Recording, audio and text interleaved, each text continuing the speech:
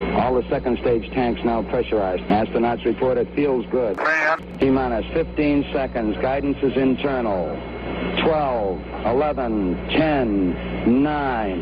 Ignition sequence start.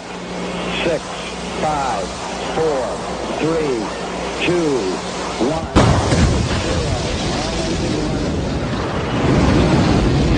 Like a furry torpedo to the jugular.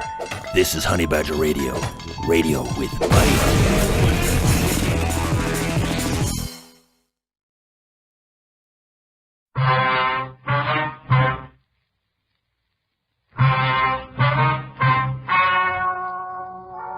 Ladies and gentlemen, the story you are about to hear is true. Well, I got a little of it. You want to fill me in on the rest? They're described as a man and a woman. From their actions, you know they're capable of... Common sense. Yes, sir. Your job, stop them.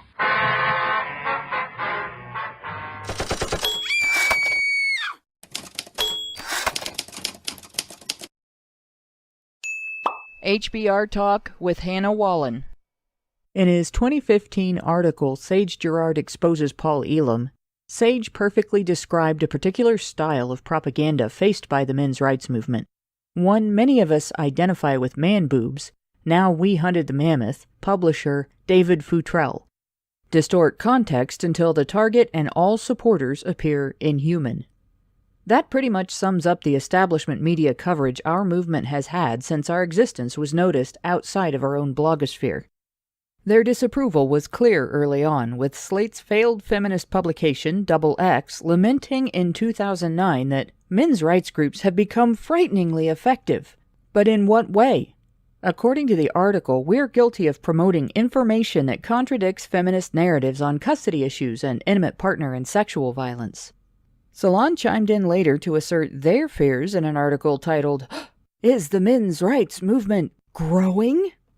This article admits the issues men's rights advocates seek to address are real and valid, but then accuses the movement of trying to live in the past because we have the audacity to actually complain about them. So, a movement for the rights of men is probably needed, right? Just not a men's rights movement. See how different those two things are? Still, there wasn't much discussion, save for the occasional article that mentioned men's rights or father's rights, often in conjunction with a court case, and often labeling both a backlash against feminism, or the even more inflammatory backlash against women's progress. It wasn't until feminists noticed that men's rights groups were gathering together offline that they began to panic. What kind of person, Vice asked in the title of a 2013 article, goes to a men's rights rally? This article gets much closer to today's establishment media's formula of attempting to poison the well by associating anything they have to admit is valid and rational about our complaints with allegations of an angry, unhinged, and uncontrolled fringe that threatens to drag the entire movement down some hellish road to rampant misogyny and violence.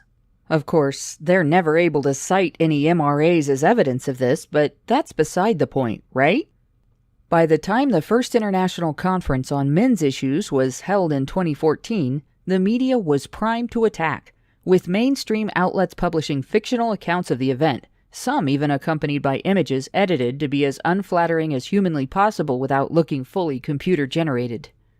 Today, the prevailing description among those hacks bears no resemblance to anything real. Rumors and outright fabrications are valid substitutes whenever the media turns its focus to the men's rights movement. Instead of examining the issues and reporting on discussion trends, the press uses guilt by the loosest of associations or portrays concern over male victims of intimate partner and sexual violence as intent to engage in violence against women.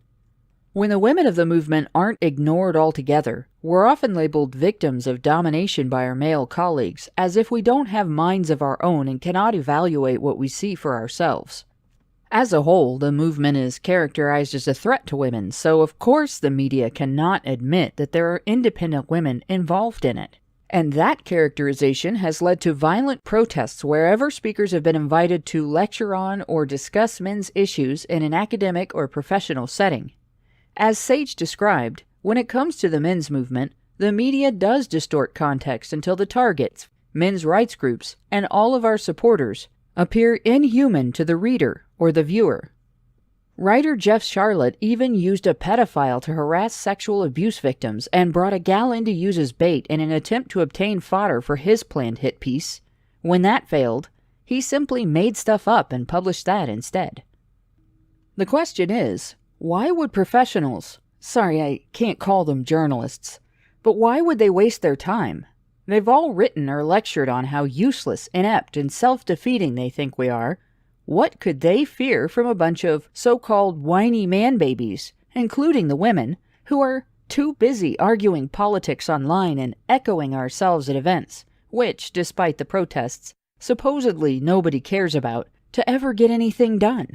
Why spend so much focus on groups who supposedly do nothing but present false, easily discredited assertions backed with wrongly interpreted data that can be easily corrected by any first-year interdisciplinary student?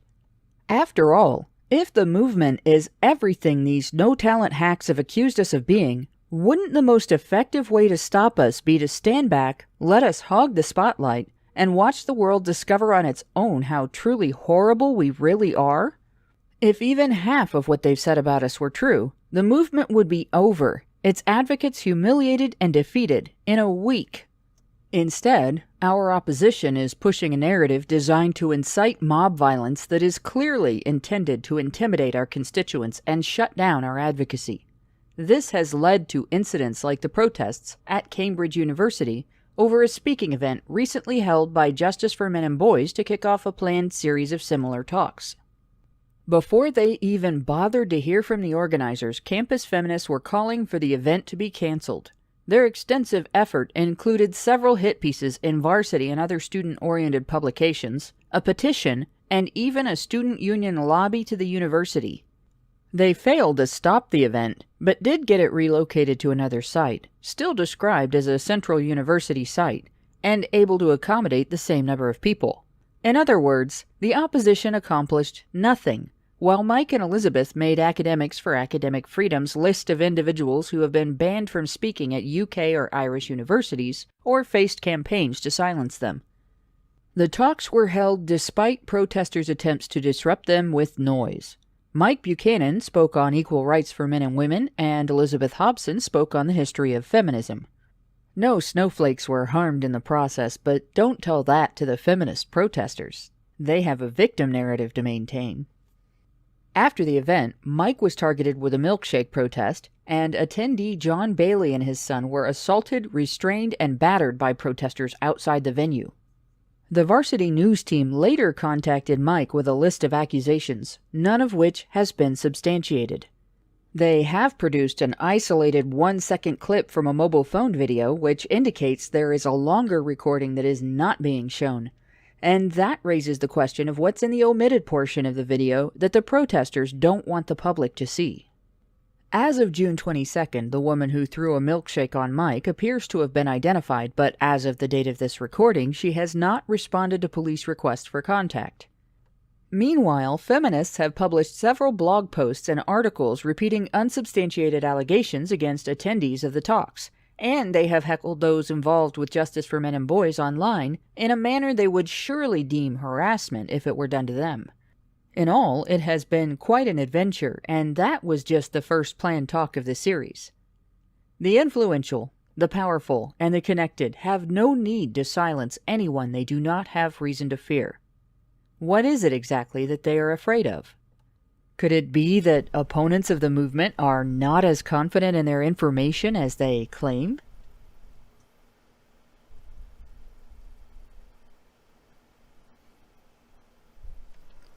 Hello and welcome to HBR Talk 91, Silencing Tactics Used Against the Men's Rights Movement. I'm your host, Hannah Wallen, here with Nonsense Annihilator, Lauren B., and our friend from across the pond, Elizabeth Hobson, Director of Communications for Justice for Men and Boys, to talk about the recent events surrounding the group's hosted event at the University of Cambridge. But first, as usual, we got a couple of things to go over. If you haven't already, you need to head on over to badgerfeed.com and register to receive notifications, if you want to know what's going on with the Badgers every day. If you want to support our work, despite the latest adpocalypse, feedthebadger.com is the most stable way to help. So remember, Information is power, and we have it. Go to Badger Feed for information, and feed the Badger to help us share that information. And speaking of sharing information, don't forget to smash that like button and share us on every social media site you use. Grab some popcorn, throw open the gates of reason, and unleash your friendly neighborhood badgers on Normie Society. There's lots to talk about. But tonight, what we're going to talk about is the incident at Cambridge. So, Elizabeth, I was wondering if you could tell us a little more about it. Maybe start from, I know there was a lot of contact between you guys and the feminists at Cambridge prior to the event. And I know Varsity contacted you several times as well, didn't they? Mm-hmm. That's right. I mean, it was a fantastic intro, and there's not masses to add. That gives a pretty good picture, I think, from, where we can discuss what's going on for these radical activists. But, I mean, the first act was the open letter, which initially got about 300 signatures, ended up getting 507, I think. Which went to the Vice-Chancellor of the university, full of false allegations that we had been harassing people and that we posed a physical threat to people's safety. And I mean, I think that we were probably as surprised as they were that didn't work. And, following that, there was opinion pieces in The Guardian and in the student outlets. And I noticed you mentioned in your intro about how women in the movement are kind of whitewashed. The Guardian article actually didn't mention me at all. That would have been a bit too out of step with the narrative they were trying to paint about our organization. Did they say anything about, what kind of physical threat that they were accusing you guys of? Or did they just say, threatening or scared? Piece, I remember a quote from that, which was that students can't learn if they fear for their physical safety. And, the open letter certainly alluded to the prospect of us and or our supporters being violent. So they just made sort of a vague reference to violence, but didn't give any. Yeah. And this seems so consistent. Yeah, it's like they rely on the feelings of the students. Well, just your mere presence, being around them, made them fearful of violence. Well, I'm sorry, it's not a threat. Yeah, well, it is consistent, and it's consistent with the kind of silencing tactics that feminists were using, back at, in the 1900s, because, in The Fraud of Feminism, E. Belfort Bax, that was written, I think it was 1913 or published in 1913. I could be slightly out. But he describes the exact same stuff going on back then.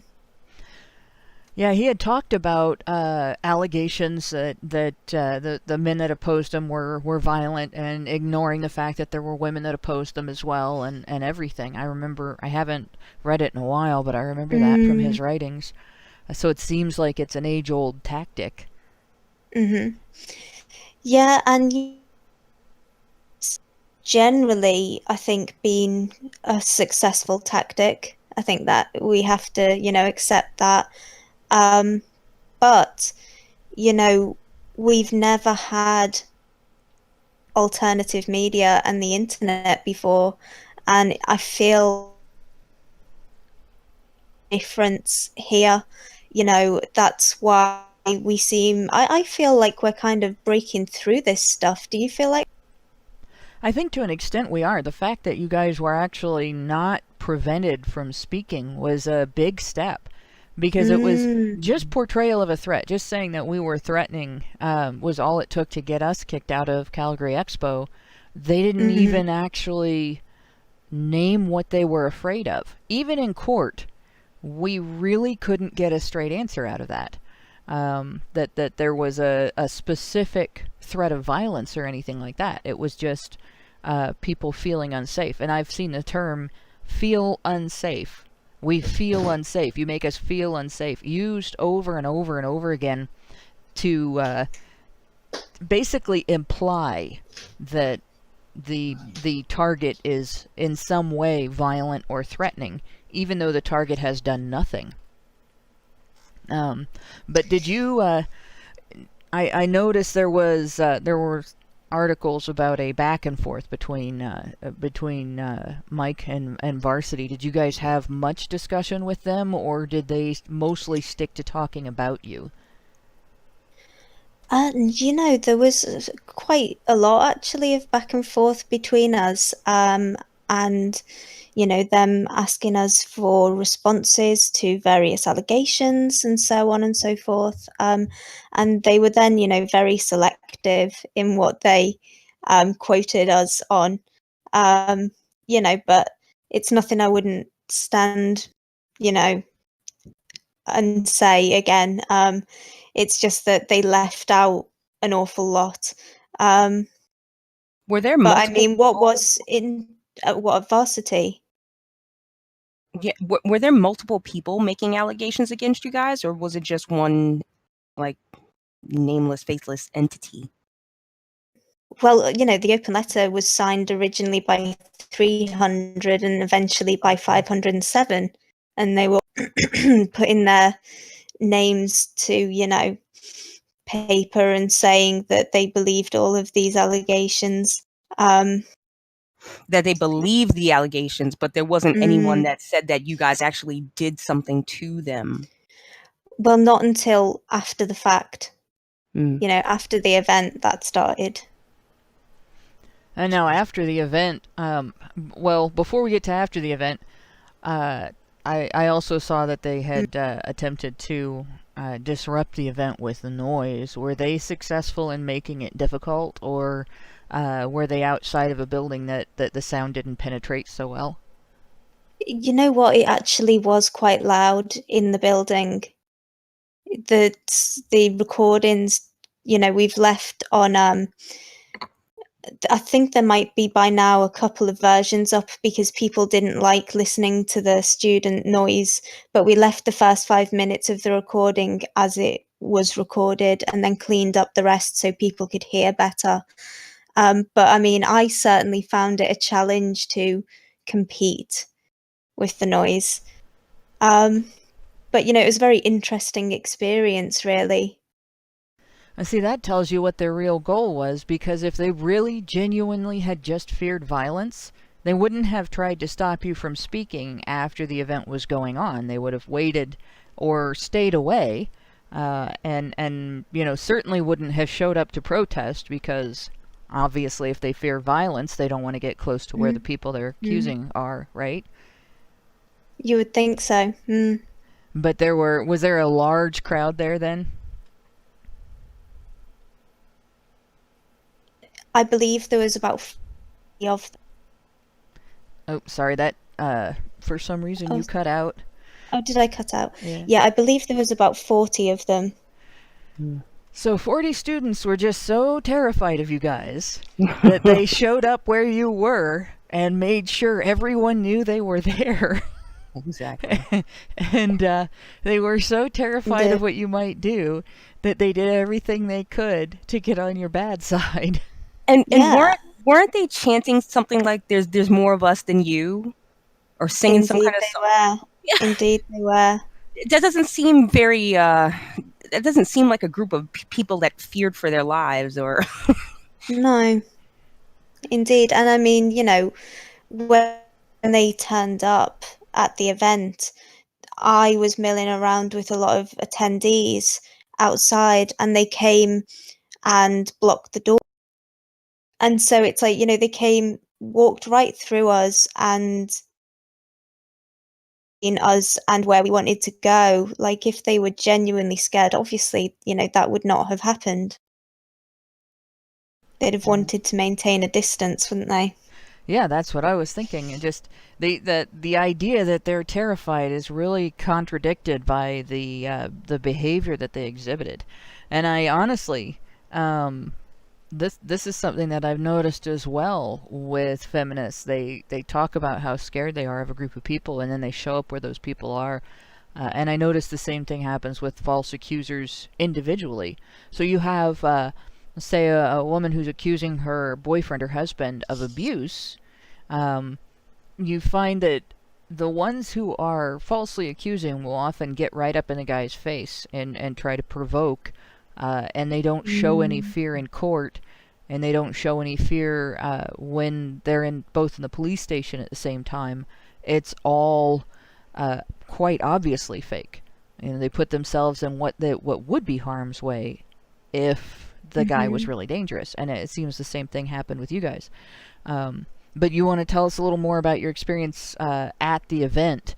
So what was it like trying to deal with the crowd and speaking through all of the noise?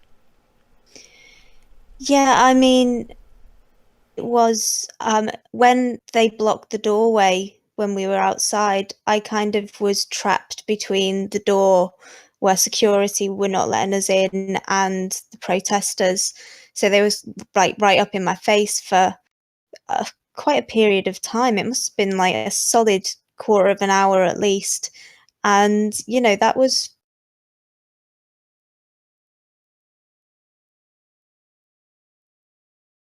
it was when we were leaving that particularly concerned. And, you know, obviously with what happened to John Bailey and his son, that was quite justified. And, you know, I've recently been reading The Coddling of the American Mind by Haidt and Lukianov, and they were talking about this research that Durkheim had done, and he had discovered this disindividuation process that happens when a group of people kind of moves in like a synchronized way, you know, kind of certainly locking hands and like swaying together and singing and, you know, all these kind of things, and it overrides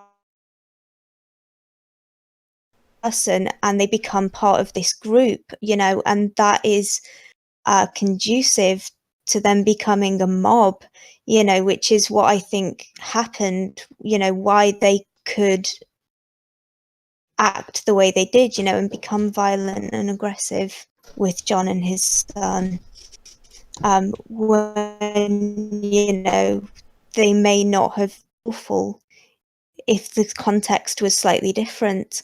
But then, you know, what really surprises me is like, I just, it's the way they've doubled down, you know, and rather than sobering up after that disindividuation kind of mess and going, oh God, what did we do? That was really horrible. And like, you know, trying to brush it under the carpet maybe, you know, and like back away from it and pretend it never happened. They've doubled down and so at this point they're just so at this point they're just basically telling stories now. They don't have what they're describing as, you know, this is what happened, doesn't really have any connection to reality.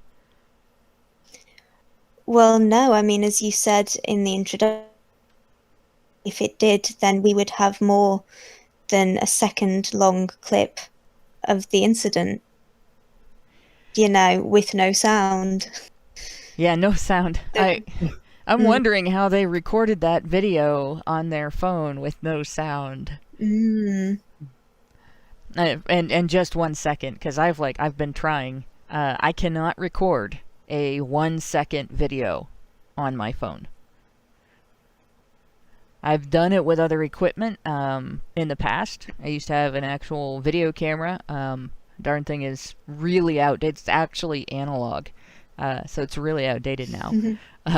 But you could do it back then, but not on. I can't even on my phone. I can't even work my fingers fast enough to do that.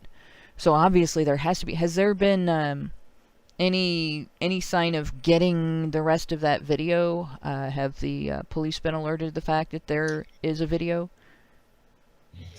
Well, I mean, I've heard from the students who are sharing the video that they've passed the entire video to the police because they put it out there and everyone that saw it was like, where's the rest of it?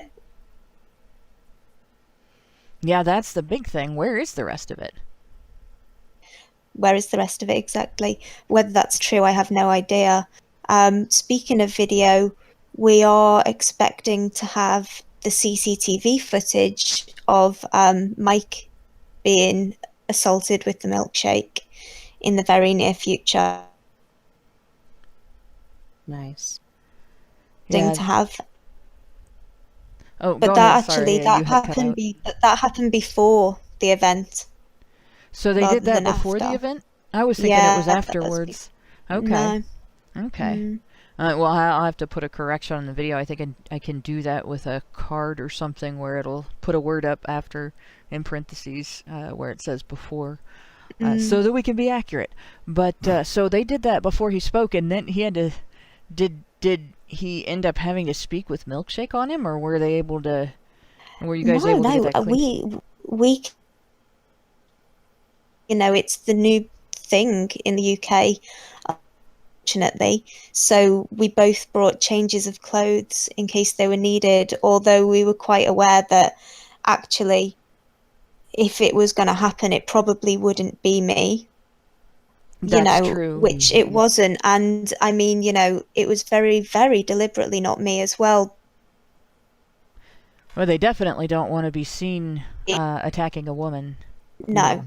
But I mean, I was in the area for like an hour before Mike, and the woman who threw it had been in and saw me like about 4 times before she finally came in and saw me, and then went and got the milkshakes. Right.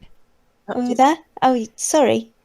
It's my connection. It seems to be going a little bit haywire. It seems to do that with Karen being on too, so it might just be when I'm connected to people in other countries. But I mean, if it does it in Canada, of course it's going to do it overseas. Yeah. But yeah, what I was asking was so she waited until she saw Mike there before she even went and got the milkshakes? Mm-hmm. Yeah, that was pretty deliberate then. Yeah, they don't want to be seen attacking a woman. No. So that kind of tells you they know a little bit about the perception of female vulnerability that they're not acknowledging too. That's so true. Yeah, exactly. But and the other thing about this is I keep hearing about milkshake attacks, and there's been people that have made fun of this online, like, big deal, it's just a milkshake, why are you so scared? Except nobody is going to know until it gets dumped on them what is in that cup. It is a cup with liquid in it. And isn't there also a pattern of, in other areas, not necessarily like our political circles, but there's been a problem with acid attacks in the UK among other groups, hasn't particularly there? London. Yeah, big time. So knowing that... And it does escalate. As we saw with what happened to John Bailey, once people feel attack people, it escalates. So you were saying once people feel comfortable attacking, it escalates? Yeah, absolutely. Yeah. I mean, and the thing is, you never know how crazy the other person is that you're attacking, or what kind of weapons they have on them. Yeah. But it's just insane that they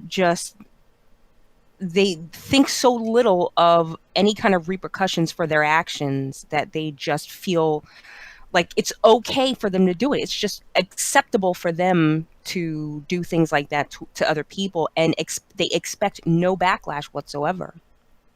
That's why I'm really glad that Natty was able to catch up with that woman and get her at least detained until the police came around. Oh, well, actually, she did detain her for an hour and a half. Yeah. You know, That was managed to quite. get to. Oh, sorry, it's cutting out again. I'm sorry about that. Can you say that again? Oh, I was just saying the police never arrived. Oh, wow. They never showed up? No, not for an hour and a half. Wow. That does blow my mind, because you would think with the fact that liquid attacks are sometimes acid attacks, that they would be concerned about all liquid attacks where anybody is throwing liquid on anybody else, that they would be concerned to make sure the public doesn't find that acceptable. But they just let this lady get away with it. They're too busy spending their time on Twitter looking for people that say mean words and impolitically correct jokes. Now, but she was reported. There was a police report filed, correct? Absolutely, yeah. Okay, that's what I was thinking. And then, have there been any new developments since she was asked to contact police? Not as far as I know. We're still kind of, pushing from our end to make sure that, our case doesn't fall to the bottom of the pile. And that's basically all that's happening at the moment. So she still hasn't responded to the request from the police for contact. And now, how long does it take for them to say, do they contact her? Like, at what point do they knock on her door? Mm-hmm. Or are they just going to let her waltz in whenever she feels like it? Good question. I tend to wonder whether it might be the latter, to be honest, especially given that,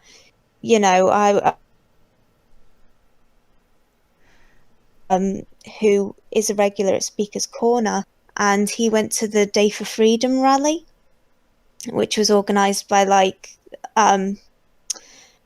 Tommy Robinson, and I think Lauren Southern was involved, and sort of people like that.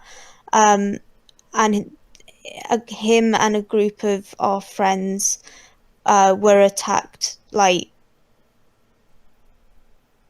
physical, glasses being punched and kicked, and he ended up with concussion at a local pub after that event. And the police have it all on CCTV, which he has, and it's very obvious, that this group of kind of activists started the altercation and were very violent and,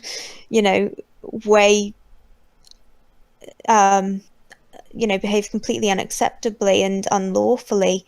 But the police have decided not to press charges, and they've given my friend, who, ended up in hospital with concussion, advice to put it behind him and not let it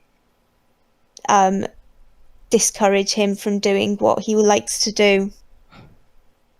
Yeah, I watched that video, and it was really pretty disturbing. I actually met the other gentleman that got hurt in that attack. The bigger guy. Mm-hmm. I don't know his name. I don't remember his name. Hayden. Yeah, Hayden. I met him when I went to London in this past January, at Speaker's Corner. So that was lovely. Yeah, so it was just pretty surreal seeing, someone that I know being attacked in this way. Yeah, I mean, it's really scary, because you don't want your friends to get hurt. Mm-hmm. I think most of us are kind of like, well, if something happens to me, I'm all right, I'm hard, but I don't want my friends to get hurt, And it's like the fact that not only did that happen, but that with all available evidence, the police aren't pursuing it either. And this seems to be a pattern of It's like, of they seem to have chosen a side, maybe, and are not pursuing violence when it's against that side. Have they targeted anybody in the men's rights community or in the non-feminist, like critics of feminism, that's been accused with an investigation, or are they just staying out of it altogether? I can't think of any cases where that has happened. Okay, so then it seems like maybe they're just staying out of it altogether. And I kind of wonder if it may be due to the fact that there's such a degree of violence in the UK at this point that they are overwhelmed. I'm going to also introduce, we now have She Who Must Be Obeyed. Karen Strawn has joined us. Yes, I am here, and I must be obeyed. I would actually suggest, too, that maybe the reason why Elizabeth hasn't heard of any men's rights people being targeted with accusations of violence is that there just aren't any incidences of that.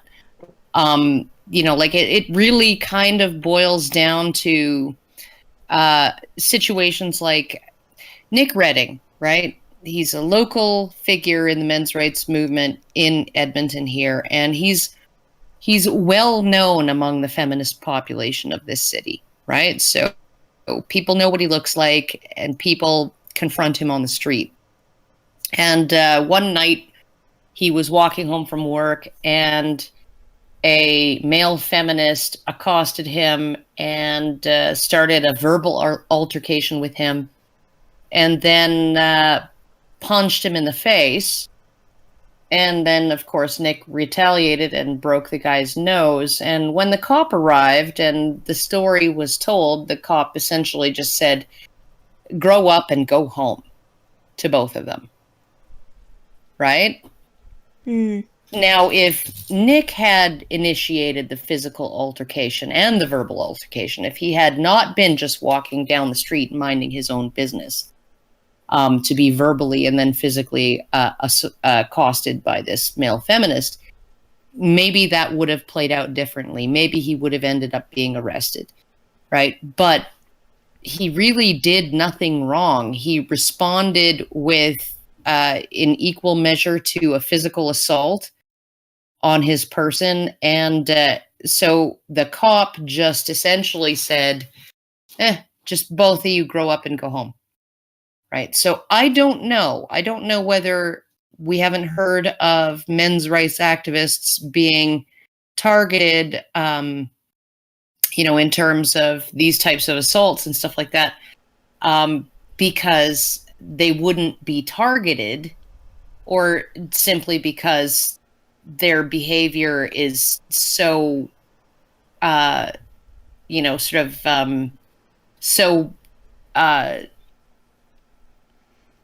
maybe cautious, unimpeachable, right? In terms of how we have learned. I mean, like, what have we learned? What are our mottos? Always be recording, right? So always have a recording device on you so that you can catch people who will try to make false allegations against you, right? Catch them out in their false allegations, right? Like all of these things that we drill into people in the men's rights movement, never be the person who initiates physical violence, never be the person who engages in threats, right, of violence. Mm. Don't do that. What do we see from people just on the sort of the unpopular side, or the sort of the mainstream condemned side of the culture war? People like V and Sargon and Bering and other people, what do they say? They put a disclaimer: please don't even contact these people that I'm talking about, because they believe just contacting them constitutes harassment, and they believe saying anything mean to them constitutes violence. Right? And all disagreement is mean. Yeah. Even if they've said something mean about you, and the only thing you say back is, "I disagree. I'm not mean. I'm not mean. How dare you talk to me that way? Misogynist." Yeah. So I think it really is that, the people who are on the other side, on the sort of the underdog side of this cultural argument, we're just on our best behavior as much as possible. And that is probably the reason why the police have not been have yeah, not gotten why none of us in- have really gone to jail or anything like that. Yeah. Yeah, I kind of tend to agree with that. There have been some feminists that have tried. I mean, in this instance, they're trying to allege that attendees that they attacked had assaulted them. And I'm curious how that's gonna go. That 1 second video. I know. Like a 1 second video. It explains right? everything. And they just happen to have turned their camera on and off for 1 second at that crucial moment. There's nothing before the incident and nothing after the incident that might have provided some kind of context. No, that 1 second is all that anybody needs to know exactly what happened there. And the fact that they will throw that up and say, that's proof! It's proof! Mm-hmm. And it's like, yeah, no, now you've put that online, whoever's camera that was, the police might just take your phone and get all of the footage, right? Since you've made an issue out of it. Well, it's archived. The tweets are archived and everything. I made sure of that. That's another one. We pretty much have to do this now. If you're dealing with someone on a social media site, Facebook's the hard one, because Facebook doesn't. Archive.org and archive.is do not capture a lot of Facebook's. I don't know what it is. But Facebook's design keeps them from showing comments under videos and stuff like that. Maybe their licensing agreement. Well, I think it's actually the web design of Facebook is just not compatible with the way those two archiving sites work. But, on Facebook you can screenshot things, and then you archive the page to show that elements of the page that will show up in the archives are consistent with your screenshot, because that's really all you can do. Do you remember when? Oh God, what was it? I forget who it was, what group it was, but somebody said, this men's rights group is coming to town, and this is atrocious and horrible and whatever. And this was on Facebook, and Paul Elam came on and said, I'm glad you have a policy of nonviolence, because we are also a nonviolent group. And the owner of that Facebook group deleted his comment, and then in that thread said, well, we attracted harassment from Paul Elam, right? He came here to harass us and troll us, right? And nobody can even look at what he said because it's deleted, right? And that's what happened on Reddit. That's why we have the archive bot, or whatever it is, the men's rights bot, right? Because people would come on, they would tell some obvious story of a false allegation of sexual assault or something like that, right? They would get a bunch of sympathetic comments. Sometimes they would get some very angry comments angry at women, angry at the system, angry at false accusers, often sometimes using really angry language, right? And the moment that they got all of those comments supporting the original post, they'd go back and they'd edit the post to describe an obvious rape, right? And then, so it would look to anybody coming after that post was edited, it would look like we were all just saying, rape is totally okay and fuck that bitch, right? And it's like, so we had to come up with countermeasures to avoid false accusations. It's just like, it's really unbelievable how much effort we have to go to cover our asses so that we're not falsely accused of some kind of horrific misconduct. And then when you have people like Danielle D'Entremont, right? All she has to do is slip and fall on the ice in Toronto, right? Or Ottawa, I think it might have been. Right. And on the night before a talk given by Janice Fiamengo at the University of Ottawa, right, post a picture of her broken tooth and her bruised face and say, she was sucker punched from behind by someone who knew her name, and she thinks it's because of the fact that she's been protesting this particular event. And then you got the entire mainstream media saying men's rights activists attacked this woman. And you have no one in the mainstream media saying, and the men's rights movement put up $16,000 in reward money for any information leading to the arrest and conviction of whatever man it was who assaulted Danielle d'Entremont. They don't publicize that. It was obviously somebody double jointed, because sucker punching someone in the mouth from behind is kind of well, that's talent, man. Should be easy to find. Okay, sucker punching someone in the cheek because her cheek was bruised, right? Yeah. And then maybe she fell and broke her tooth on the sidewalk. That's how my dog broke my teeth. My dog didn't break my teeth by charging into my mouth. My dog broke my teeth by pulling me off my feet and me hitting the freaking pavement. So it's not completely inconceivable that she was assaulted, but like I said, the mainstream media just ran with that suggestion. They even elaborated on it, not the mainstream, but social media elaborated. It was definitely a men's rights activist, right? People were essentially accusing men's rights activists on social media, even though she didn't even accuse them. She just said it was somebody who knew her name, who sucker punched her from behind, or who cold cocked her, and she thinks it might have something to do with her activism trying to get Janice Fiamengo's talks shut down. Right?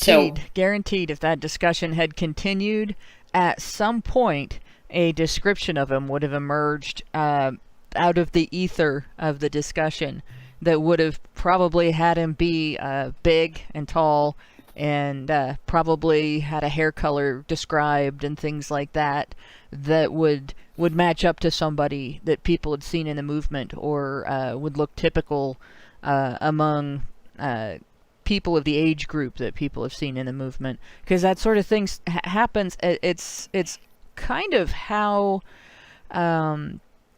legendary people end up getting a description as well. Probably nobody knows, anybody that would even be close to resembling a Paul Bunyan, right? But everybody knows, or everybody that's heard the Paul Bunyan stories knows what Paul Bunyan looked like, and that narrative sort of was created over time by the storytellers that celebrated Paul Bunyan. Well, at the other end of it is you have the mysterious MRA assailant that never existed. Maybe there was an assailant, but maybe there wasn't even an assailant at all.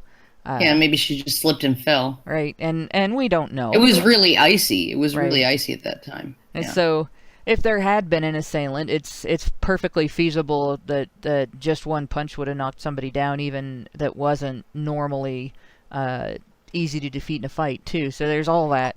But nobody knows who it was. Nobody knows if the person actually even existed. Nobody knows whether the assailant, if they existed, was male or female, much less their affiliations and how big or small they were, or any of that.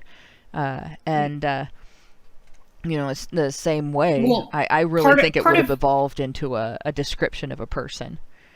Part of the reason why we took up that collection, right? A Voice for Men did, Honey Badger Radio did. We had a very, very generous single donation to the fund of, I think it was $4,000 to our group, saying, essentially, if nobody claims this money in 18 months, then just keep it. We were like, no, we're going to give it back to you. And he was like, no, just keep it. But essentially what we had was a situation where if somebody who is advocating, somebody who is part of our group is doing something like that, we want to know so we can stop them from doing things like that, that's really stop them from continuing to do things like that, right? That's really, it's sort of, we took up that collection as a form of social responsibility. If this is one of us, we want to find out who it is. Mm-hmm. Yeah, that's something that we've made a point of as a movement for it is something that was discussed even before I was involved.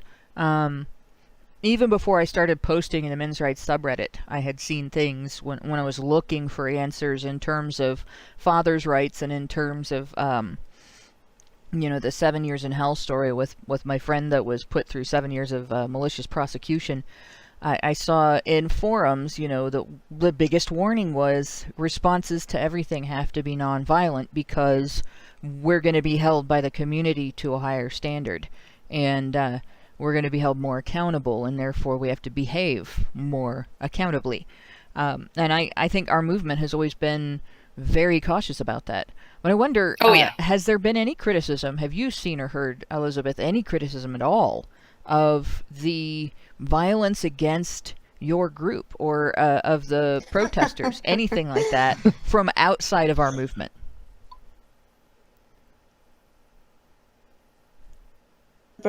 Of the violence and attacks against our group, and bearing in mind their false allegations of harassment, they're a form of harassment themselves as far as I'm concerned. Mm-hmm. And it's totally condoned and people are joining in. You remember Charlotte Proudman? Mm-hmm. She is a barrister who was on LinkedIn, and some other barrister said, "Oh, I like your picture," and she shamed him in The Guardian. And Elizabeth, you've cut out again. Oh no, I've cut out again. Am I back? Right, shamed him in The Guardian, and then Charlotte Proudman. She was a lawyer. She had a picture on her LinkedIn. A male lawyer reached out to her through LinkedIn and said he admired her picture. He thought it was a really great picture. It was a really great photo of her. And then she exposed him in a piece in The Guardian as somebody who behaves like totally inappropriately and objectifies women and blah, blah, blah. Because he just said, your photo's really nice. So, yeah, it was just totally blown out of proportion. And he just ended up taking such a huge hit for that. And then all of the backlash that she got, she claimed was just misogynist harassment. Mm-hmm. But she's actually Cambridge, and she tweeted out some kind of solidarity, I think was the word she used, with the milkshake attacker. Oh, yeah, no, I saw that. I saw that, and I was like, Charlotte Proudman. Where have I heard that name before? Oh, yeah. Yeah. Rings a bell. Yeah. I mean, you would think that would be like professional suicide for a barrister to come out and condone law breaking.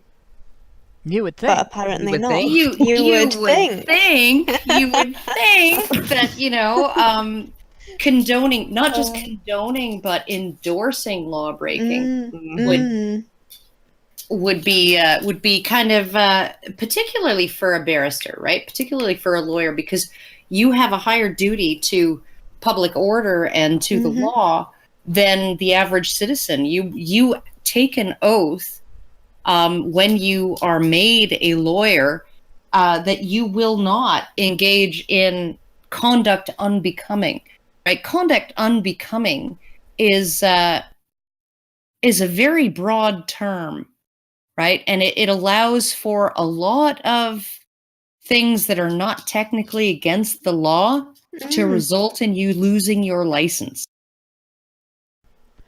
Well, that's... Like maybe condoning violence. Yeah. Yeah, or maybe commenting on someone's picture. Right. Anything that would be...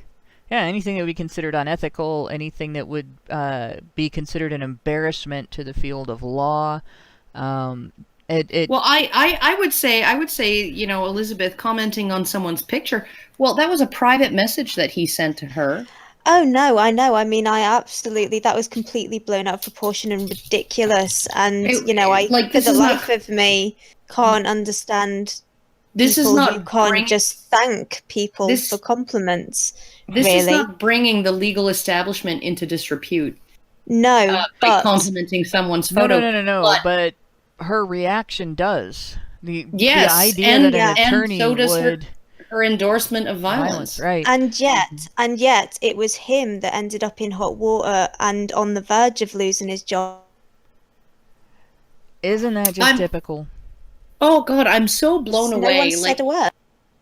I'm so blown away by all of, anytime I get into any of this stuff, right? Whether it comes to feminist theory, right, and the predictions that they would make from their theories, and how their predictions all end up being resulting in the opposite of what they predicted.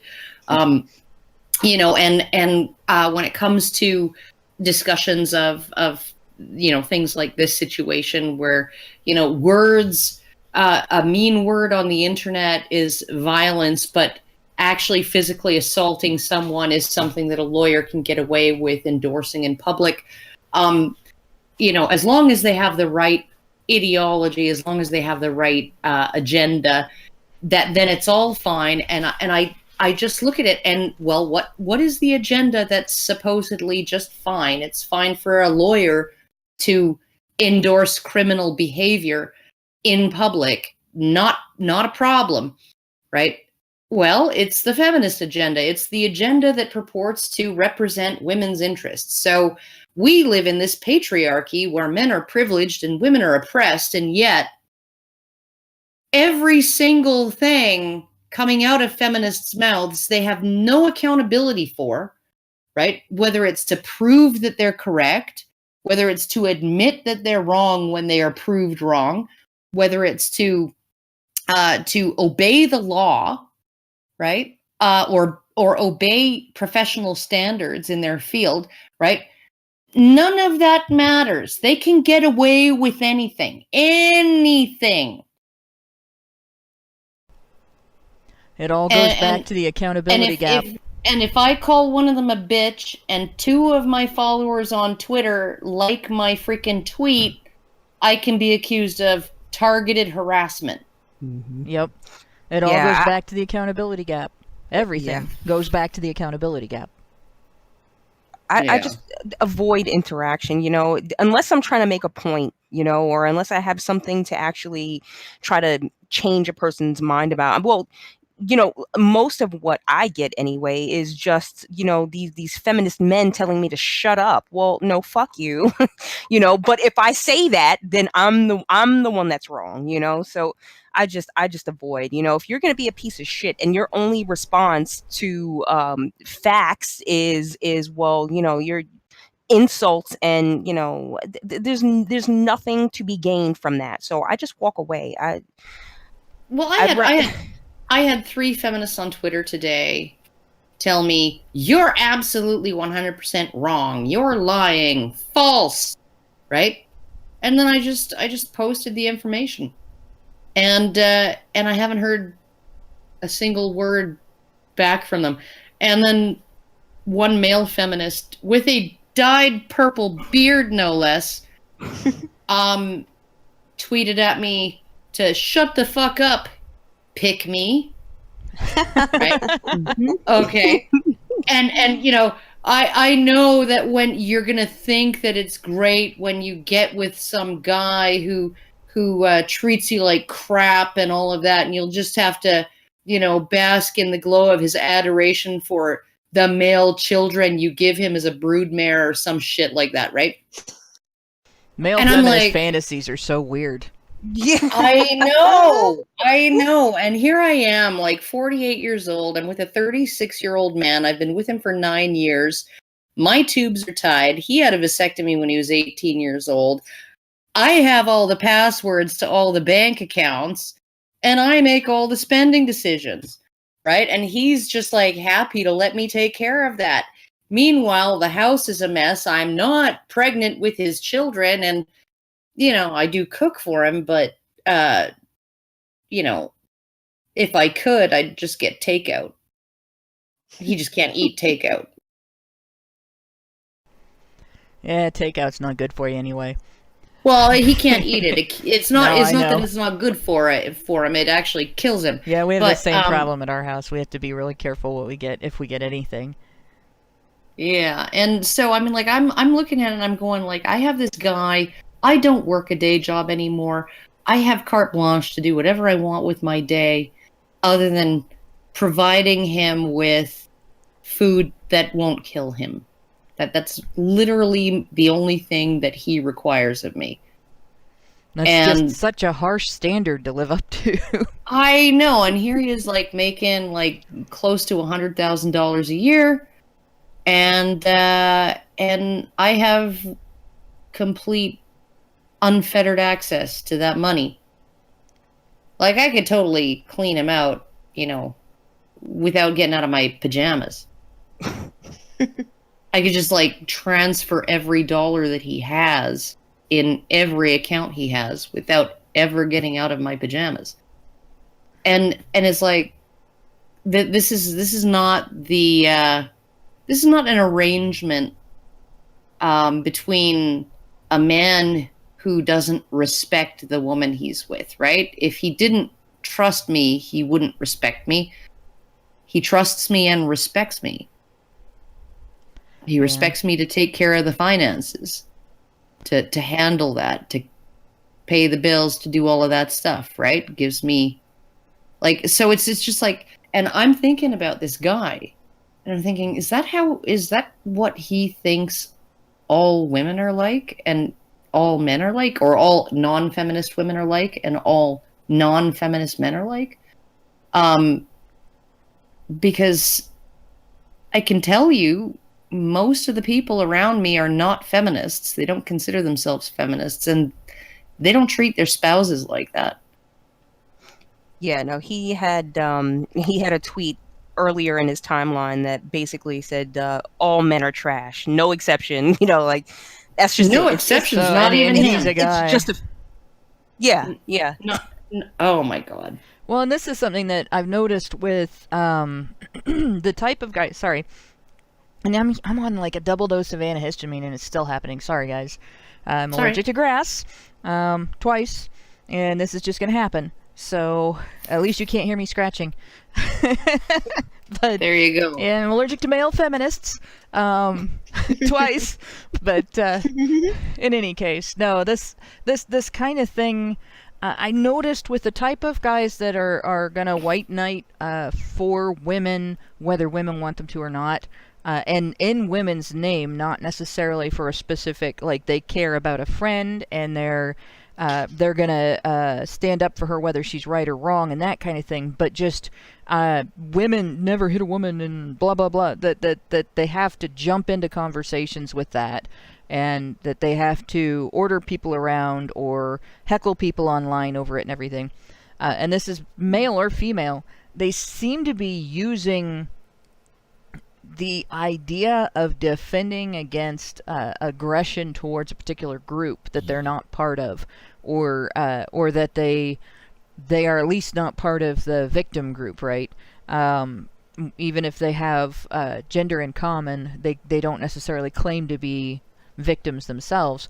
They seem to be using that as an outlet for aggression that's pent up and undirected. And I've noticed this a lot. There's a lot of people that are just they're naturally aggressive, or they have aggressive personalities, and this is like, I'll wade into Twitter and get into knockdown drag out debates with people on the basis of, I'm going to get this information out and this information is important.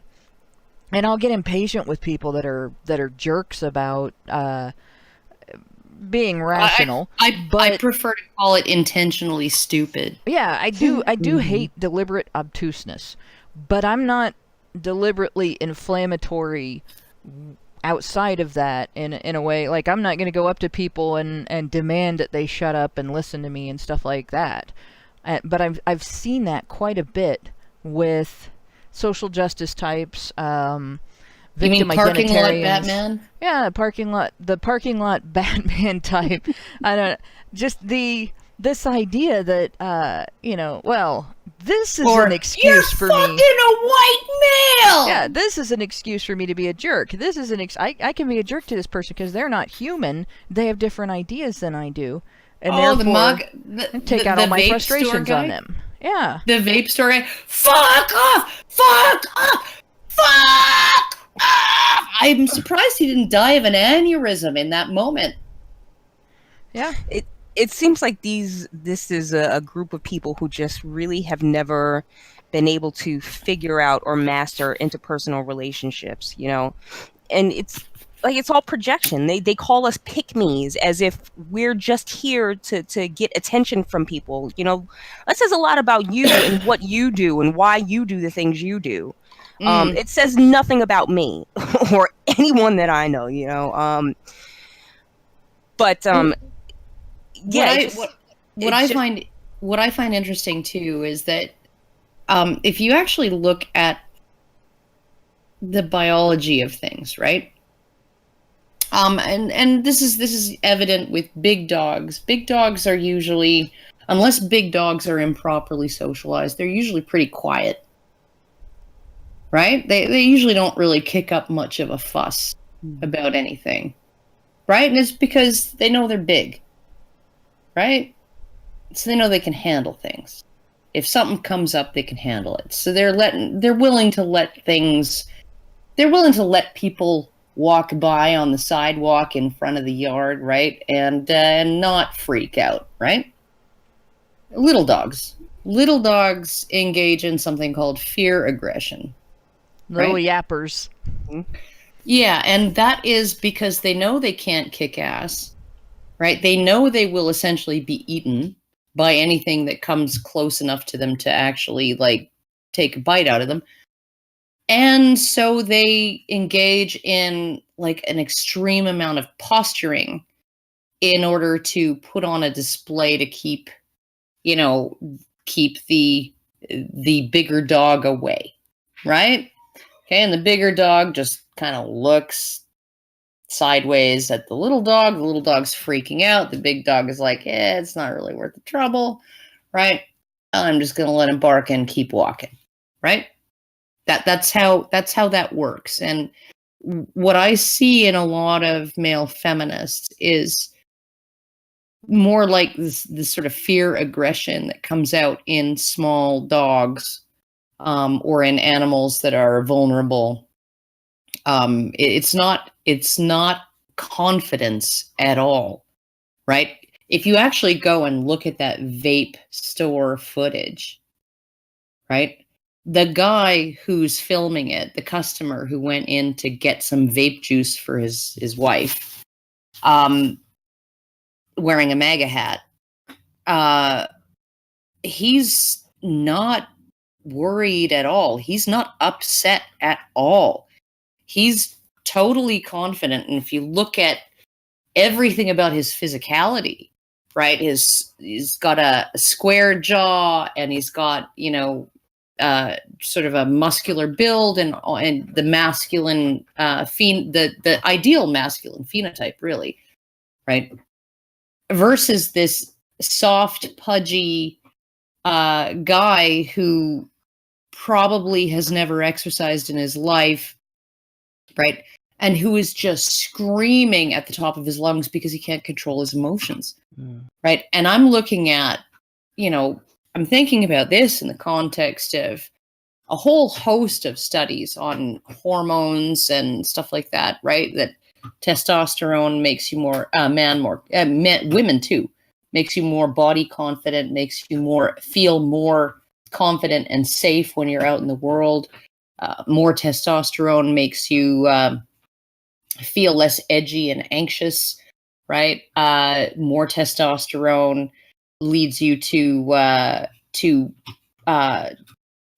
feel stronger, right? In yourself, more capable in your ability to handle a situation. All of those things, right? It brings a sense of fairness in bargaining, right? If you give people testosterone, if you give men testosterone, it reduces the telling of self-serving lies, and increases their fairness in bargaining situations. Right? So you have this guy who's essentially saying, okay, look at it this way, right? I just want vape juice from my wife. Right? If you just sell me the vape juice, but like, please just look after this other customer first. He was here before me. Right? But then if you sell me the vape juice, I'll leave and I won't phone the police. Right? Like, I don't want any problems. So you got this guy, he's trying to bargain, he's trying to be fair, he's trying to be forgiving, all of that. He's confident, he's all of that. And you got this man behind the counter who is screaming at the top of his lungs, right? And being extremely aggressive. And I'm thinking, why doesn't somebody just give that guy a testosterone patch or something? Like, that's probably all he needs. Or a fentanyl patch. Well, but here's the thing, right? Low testosterone among males, it's correlated with depression, it's correlated with anxiety, it's correlated with fatigue, it's correlated with all kinds of negative outcomes, right? And so we have this guy his entire phenotype, his entire physicality is screaming low T, right? And he's engaging in just the most over-the-top aggression against this other guy who's trying to be fair, trying to give him a chance, trying to give him some path to redemption, all of that, right? Trying to be fair to the other customer. And I'm looking at it and I'm going like, why aren't we putting testosterone in the water? There's just too much other crap in there. And they're too busy putting fluoride in it. Yeah, I think about that guy, because he lost his job after that video went viral. And, if I were the owner of that business, I can't say that I would not have made the same decision. I'd have fired his ass. I would have fired his ass. Well, he kind of made 100%. himself a detriment to the business. I mean, if people think they're going to get screamed at by the guy behind the counter instead of waited on when they come in, that's not good for business. Absolutely. But I think what we're kind of tapping into this guy's personality is what holds my attention, because now this guy, he's got no job and he's still got all this aggression and this anger. This situation is not going to make him change for the better. I don't think. I think it's going to make it even worse. Oh, he's going to blame the guy that he yelled at. Yeah. He's going to blame whoever filmed the incident and put it, on the internet. He's not going to be blame looking himself. at and.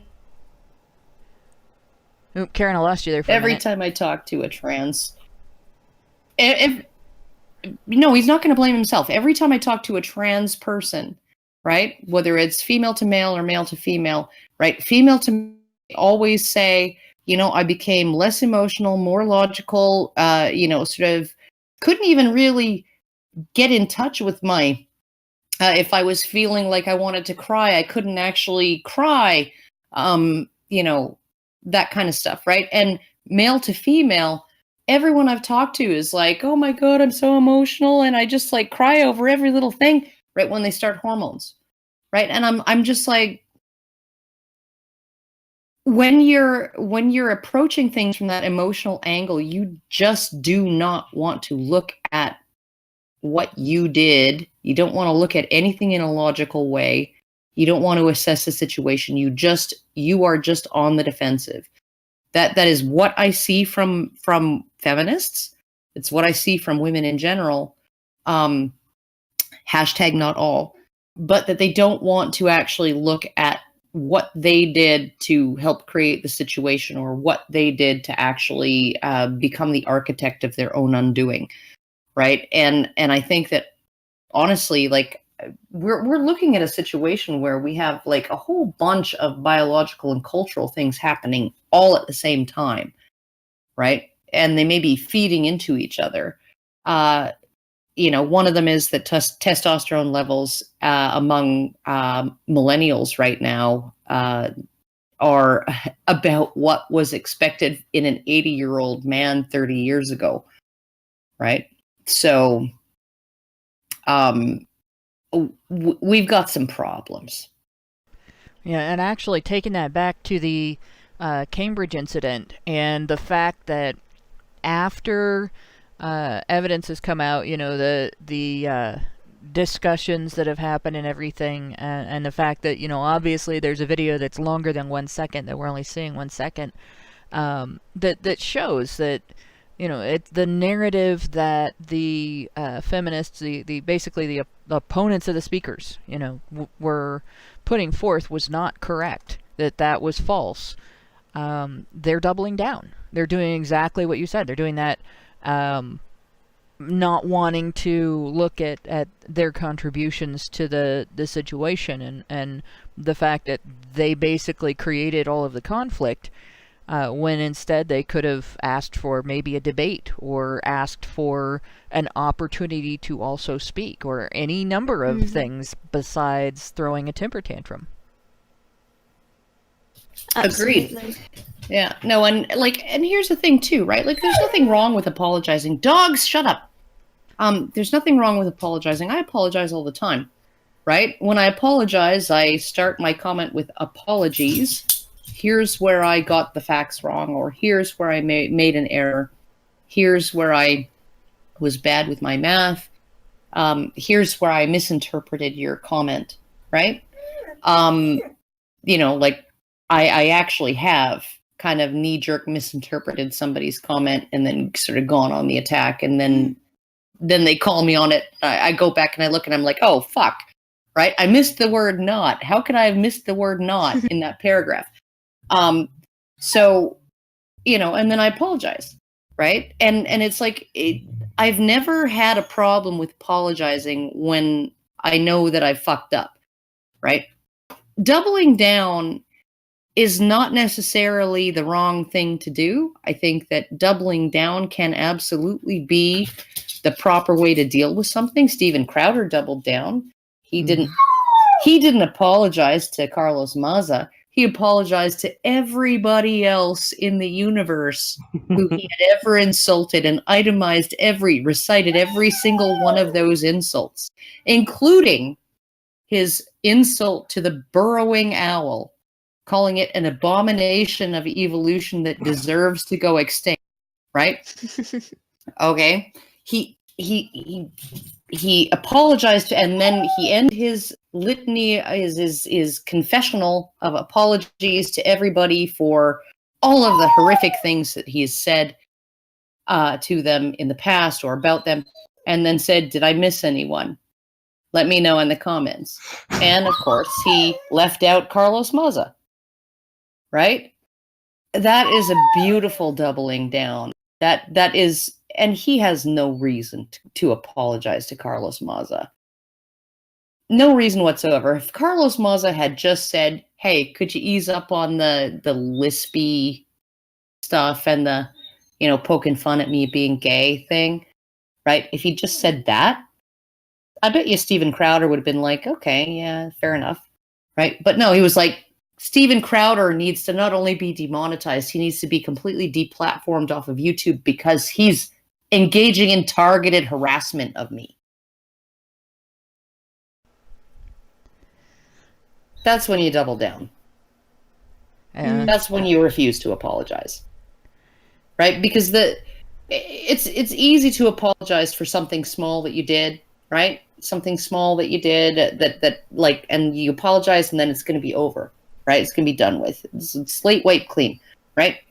But that's not what Carlos Maza was wanting. He wasn't wanting an apology. He wasn't wanting any kind of, I guess, compensation or restitution or anything like that. No, what he wants is to just essentially say this really trivial thing, this 1 minute and 27 seconds of insults, him referencing my homosexuality and my Hispanicness over the course of 9 videos and 2 years, right? That should be enough to find him guilty of targeted harassment and get him kicked off of YouTube. Elizabeth, if you want to comment, don't hesitate to jostle in with your elbows. I can hear you chomping at the bit. Don't hesitate to interrupt me.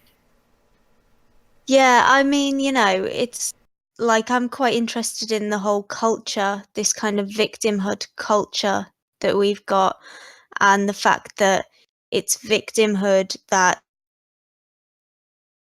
confers status upon people and gets people power, and the power in this case, people down, which is exactly what this whole discussion is about, and that's why it's so important to them to cultivate this image of being defenseless, and guilt-free victims,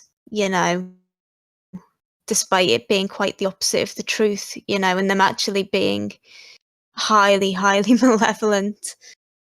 And, it's like, regarding apologies, an apology that is warranted and conducive to a good conversation, a productive conversation, and where the activists at Cambridge to come and say, look, we lied about you and we smeared you and we attacked you and we're sorry and let's talk. Maybe we'd, be able to get somewhere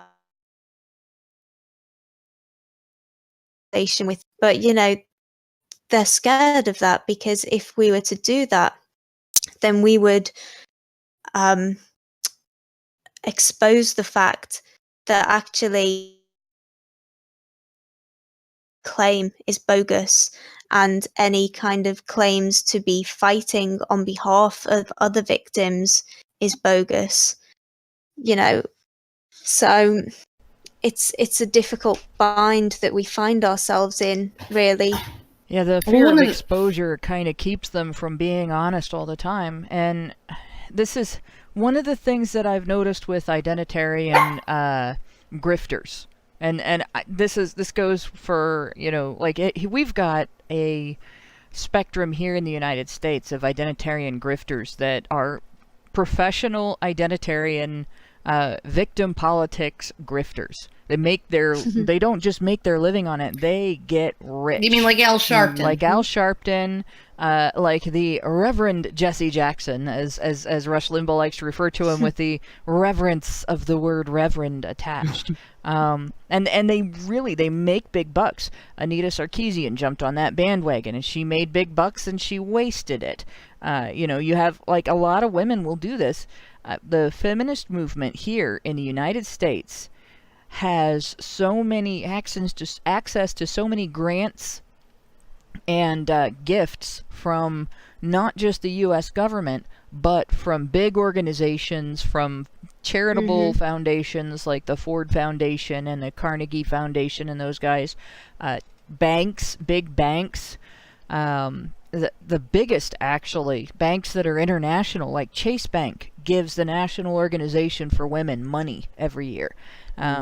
What's the one that starts with gold or has gold in it is another one that's, I don't know that bank, but it's international, and Goldman Sachs. Goldman Sachs.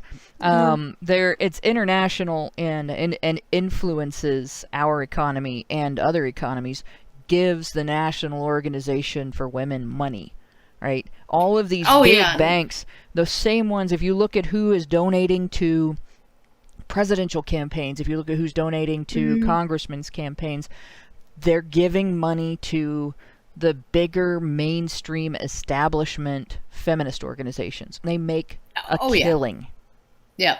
Oh, yeah. No, and it's... Well, but one of the things that is really frustrating for me... Oh, my God, dog. My little dog is freaking out because my son took the big dog for a walk.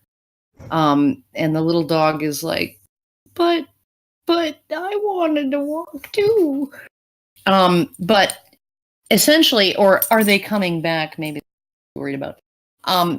But what I look at is, I think it was Chris Hedges, who wrote, because he covered, I'm not sure if it's Chris Hedges, but whoever it was, covered the war in Bosnia.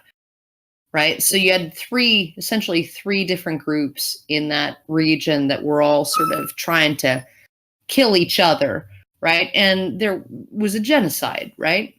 And he said no matter who he talked to from what group, they described themselves as the victim of the others.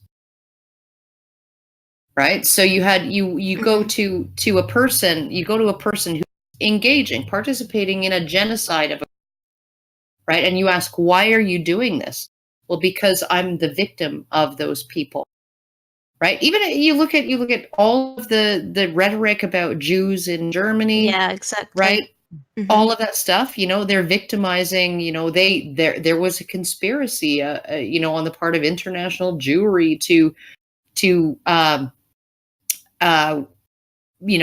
tip the scales in World War I, and then we had to sign this. We had to accept this Treaty of Versailles, and now we can't feed 80% of our population, and there's an international boycott on German goods that's led by the Jews, and all of this other stuff, right? And I'm not even going to talk about whether there's any truth value or any factual accuracy in any of those claims, right? Because that's not the point, right? The point is the claims themselves had power.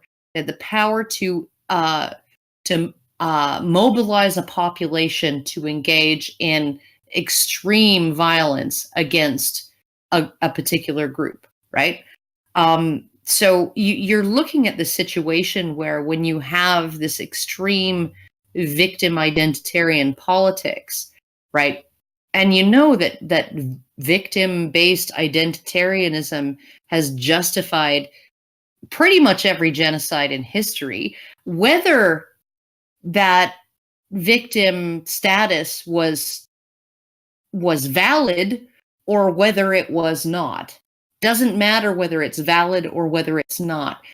That feeling of being persecuted, that feeling of being oppressed is enough. If you poke it enough, if you if you nurture that feeling enough, it will justify anything, right? This is what oh God, what was her name? Paula Wright, or I don't remember what her.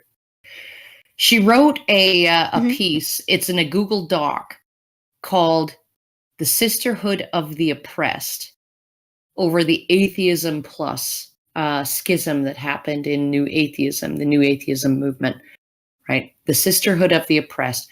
I bet you could find it. Oh God, I can't remember her name. Corby? Paula Corby? Kirby, Paula Kirby. And it was absolutely brilliant because her thesis doesn't rest on whether any claim to victimhood is accurate or not, or truthful or not, or valid or not. It just focuses on how the claim to being a victim can lead people to do atrocious things. And yeah. Yeah, well, that's actually a point that Naomi Wolf makes in The End of America, a letter of warning to a young patriot, which is actually, I think, it's got a lot of value, genuinely. It's her defense of the Constitution and free society. But, she also makes the point that invoking these threats, and, she says, a government is seeking to close down a free society, they will invoke an external and an internal threat, and they may or may not be, reality to whatever degree. But not only do they justify attacks on outgroup members, but they also justify controlling the behavior in group members.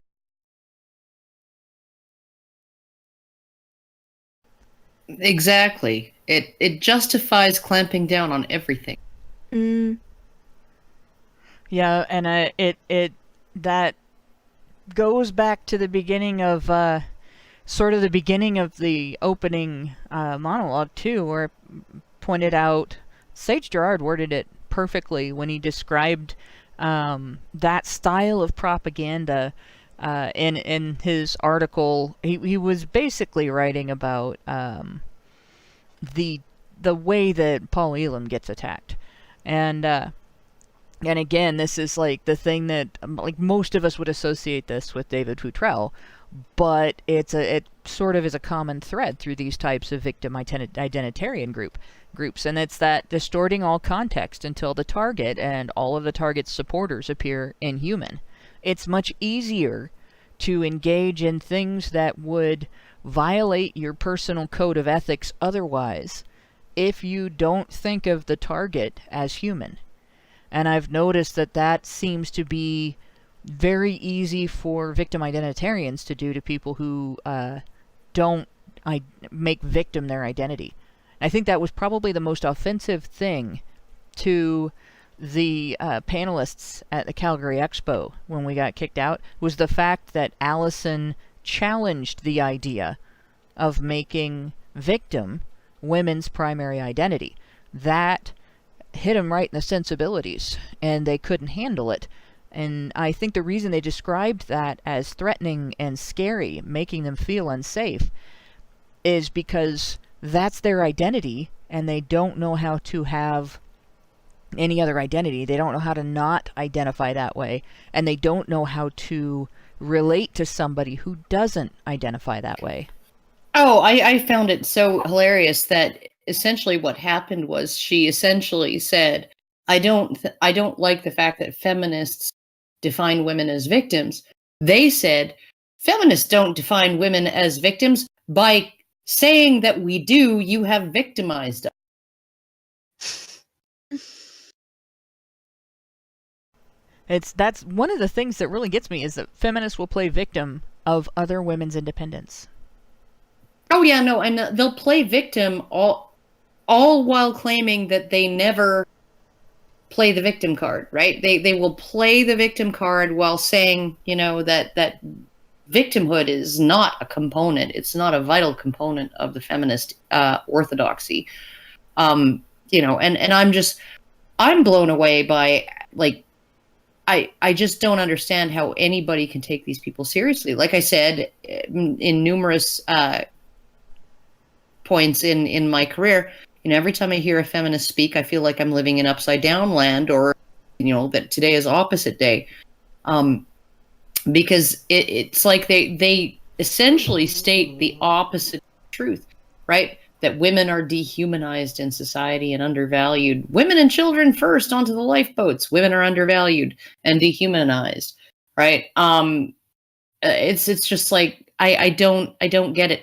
I was watching, and you guys should all watch this if you haven't already, because Martin Dobney was in it. He did an okay job, not as good as I would have done, defending traditional masculinity, or defending the idea that we should not reject traditional masculinity. But this was the debate. This house will reject traditional masculinity.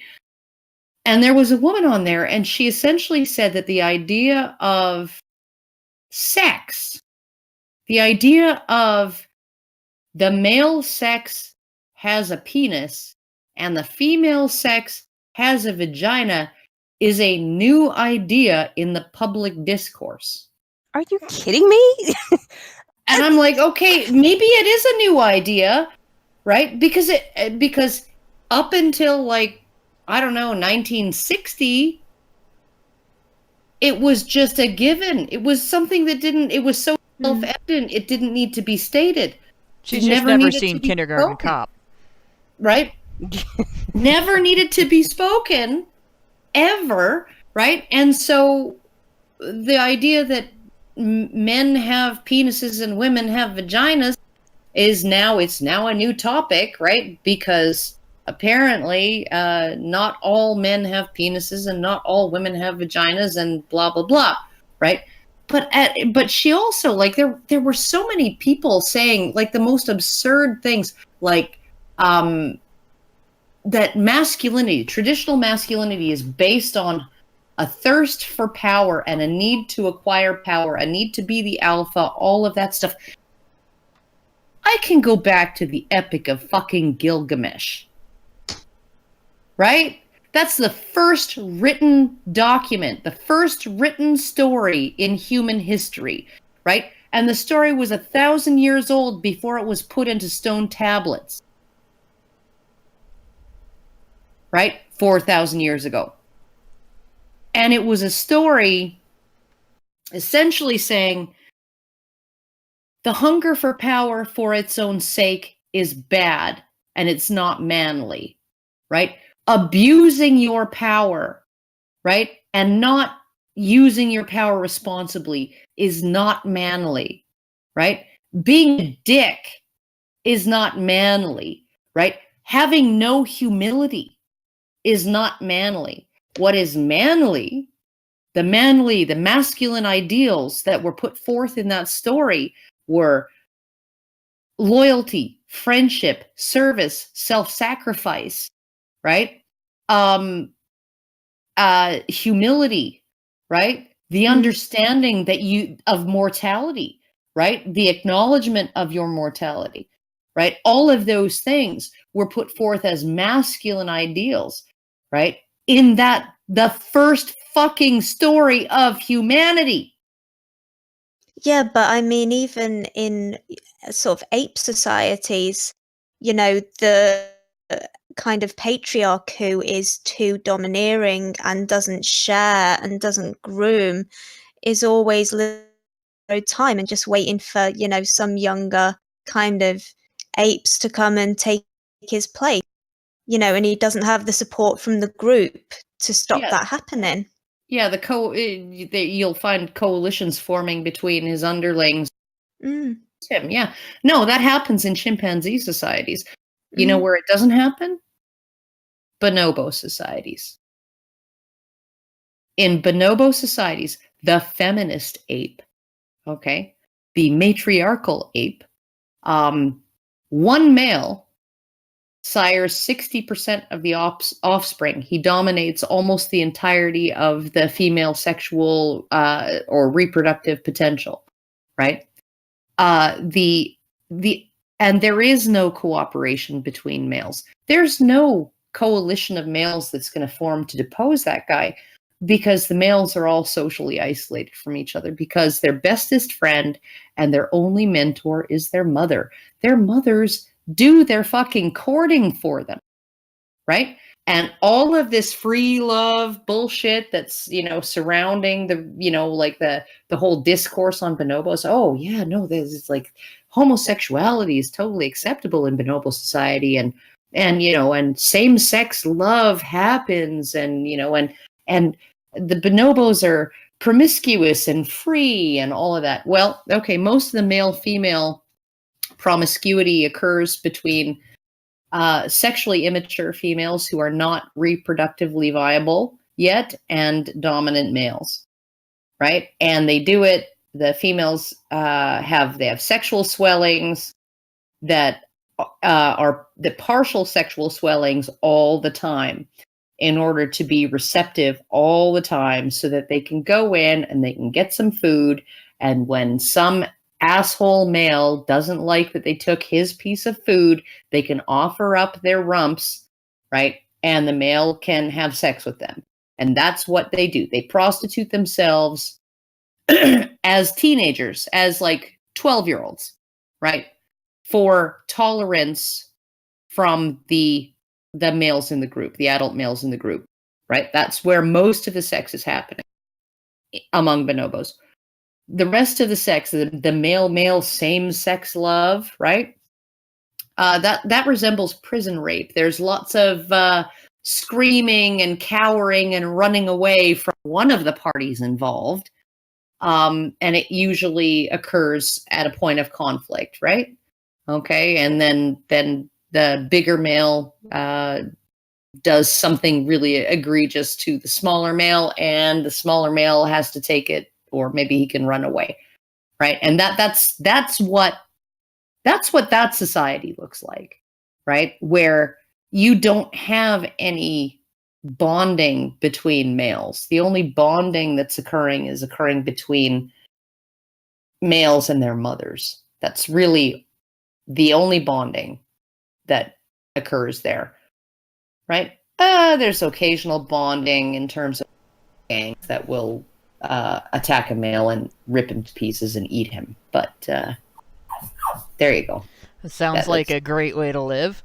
Oh yeah, no, make you- it's really great. It's absolutely one. And here's the thing Let's too. start it. This makes you want to start a matriarchy right Juveniles- now. Juvenile sexual behavior, right? The sexual behavior between infants, right? That was like, oh, and they even have, sexual behavior between infants and stuff like that. Yeah, no. There was one infant who was like seriously fucked up. She was a female infant, and she initiated like 90% of all of the sexual congress between between non-adults and adults in the group. And that's the only time it was ever observed. Yeah, well, not the only time, but it was the majority of the time that it was. So it sounds like a fluke rather than the norm. That somebody picked up on and went, hey, we can call this the norm. Yeah, no, it's like I'm seriously like, you just have to read a book called The Naked Bonobo. All of it is like sourced. And it goes into like, this is not what we want to model our society on. Not only do males not have anything to do with each other in that society, but they don't really have anything to do with the females that they mate with. Yeah. Right? They cleave to their mothers, and they don't provide any provisioning for females or for offspring. They're essentially the world's worst deadbeat dads. Yay for the bonobo. In the meantime, it's 10 after 9, so I'm going to take us into the super chats and the end of the show. But before we do, Elizabeth, was there anything else that you wanted to point out about the Cambridge experience, or was there any closing thoughts on that? Not massively. I mean, I suppose I just, the thing I keep coming back to, what John Haidt and Lukyanov talk about, which is the kind of dysfunctional thinking that goes on within, as part of these kind of victimhood cultures. And it's like, it's everything that a CBT therapist would train you out of doing if you are having serious kind of emotional difficulties. It's like, the emotional reasoning, the catastrophizing, the generalizations, the dichotomous thinking, read black and white thinking, blaming. It's like I do feel sorry for these people. I don't think they're in happy places, to be perfectly honest, but they're causing so much damage, and they have caused. And I just hope that, through the alternative media platforms that we have now, we are going to be able to kind of counteract what's been going on for so many, at least 100 years. My history of feminism went back significantly further. Yeah. It's starting to happen again. You're starting to cut out again. But you said your history of feminism went back significantly further? Oh, everybody. Did everybody cut out there for a minute? Everybody's robotic at this point. That's probably at my end then. Sorry, guys. That's my internet. You're good for now. Okay. You're good right now. But I didn't know if you wanted to finish that from where you had been saying your history of feminism went back for more than 100 years? Oh, yeah. I mean, I went of gynocentrism, and then after that I talked about proto-feminism in the kind of Middle Ages, before moving on to the first wave.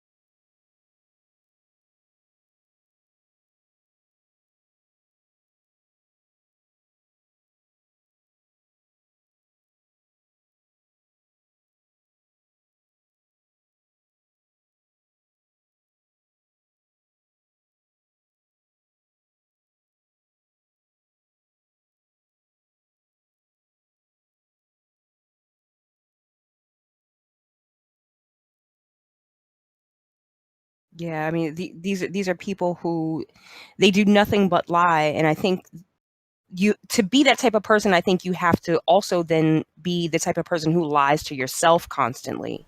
You know, if I hear a truth or I see a truth, I can't then turn away and say that that's not true, and then continue repeating lies. But I think obviously the more that we combat the crazy things that they say with proof and video, and just calling them out every single time they lie.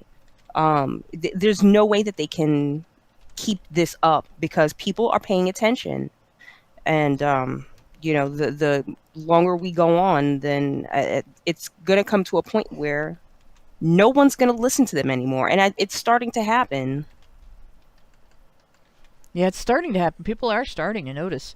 I don't know if people can hear us now. It seems like we came back with Lauren, but my internet's going haywire tonight. I think it's we still have some infrastructure down locally after tornadoes that hit my area and did a huge amount of damage on Memorial Day. So there may be part of it may be from that, and part of it may be just on the fact that the particular computer I'm on doesn't have an Ethernet port, so I'm relying on Wi-Fi, which really sucks. So there's that combination, and of course the call is going out to 2 different countries, and I think that might actually be creating more of a drain on it as well. So the good part is we're recording my part, so we'll have that even if it didn't broadcast. But I'm going to go ahead and go on into the super chats. Starting with Clearback at the beginning of the... Actually, this was 7:46, so this was before 8 o'clock. We have Christopherson gave us $10 and said, "Hey Liz, good to see you again. Ain't heard from you in a while. Also, Hannah, love your stories. Love to hear your fave if you can." Not tonight. I won't be telling you any of my favorite stories tonight, but... and I'm not sure if I could pick a favorite experience that I talk about. So, because there's a few things that have happened that have just been really cool. And obviously, you guys have heard the ones that are not my favorite, too. You probably hear those more than you hear my favorite. But, then we have Master Rogue gave us $2 and said, "Hottie Hobson." Polaris, 589, gave us $5 and said, "I don't know what you guys are talking about. I always throw milkshakes at people I'm deathly afraid of." But Polaris, not everybody carries around +4 milkshakes.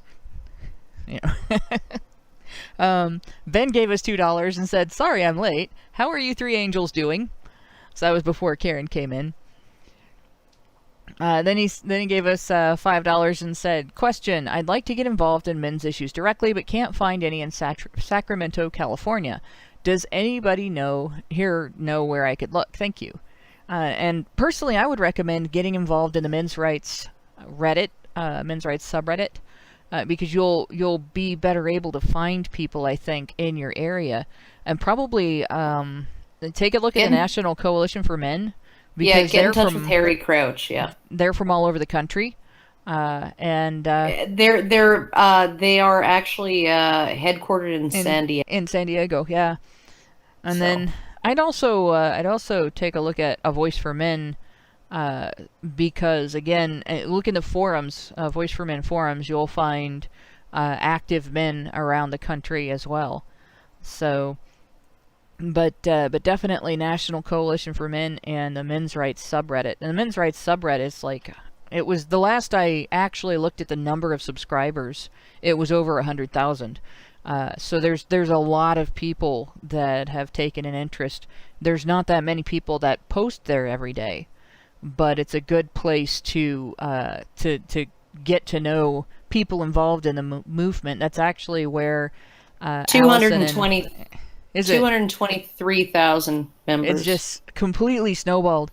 But that's where Allison and Karen and I met, was in the Men's Rights subreddit. Yeah. And Hokey Bukisa gave us $10 and said, "Who hurt you?" Pick me! Oh my gosh.